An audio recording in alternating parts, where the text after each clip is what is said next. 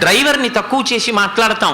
ఆ డ్రైవర్ పదవి ఎంత గొప్పదో భగవానుడు చూపించాడు. పార్థసారథి అని తను పేరు పెట్టుకున్నాడు. నేను ఒక డ్రైవర్ని అన్నాడు. మెసెంజర్ అంటే తక్కువ పోస్ట్ కింద చూస్తాం, క్లాస్ 4 పోస్ట్ అంటాం. పాండవ దూత అని నేను మెసెంజర్ని అని పెట్టుకున్నాడు. ఒక మెసెంజర్గా వెళ్ళి ఉద్యోగ పర్వాన్ని సృష్టించాడు మహాభారతంలో. ఒక పార్థసారథి అయి నిలబడి అర్జునుణ్ణి, పాండవుల్ని, ధర్మాన్ని నిలబెట్టి ఈ దేశంలో ధర్మ సంస్థాపన చేశాడు. యుద్ధం అంతా అయిపోయిన తర్వాత కృష్ణ భగవానుడు అర్జునుణ్ణి పిలిచి, నువ్వు దిగిపోయి దూరంగా పో, నీ ఆయుధాలు పట్టుకుని అన్నాడు.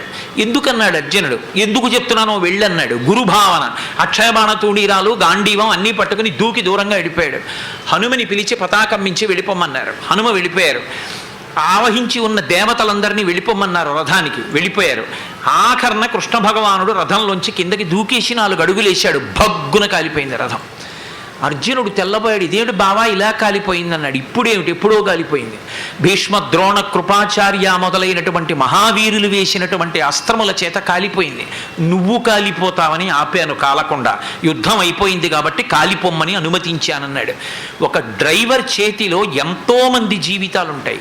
ఎంతమంది సాఫ్ట్వేర్ ఇంజనీర్లైనా, ఎన్ని కలలు కంటున్న వాళ్ళైనా, 56 మంది ప్రయాణం చేస్తున్నటువంటి బస్సు డ్రైవర్ ఒక వంతెన దాటేటప్పుడు చిన్న పరాకు పడితే 56 మంది కుటుంబాలు 2 లక్షల కోసం అప్లికేషన్లు పెట్టుకుని రేషన్ కార్డులు పెట్టుకోవలసిన స్థితికి వెళ్ళిపోతాయి.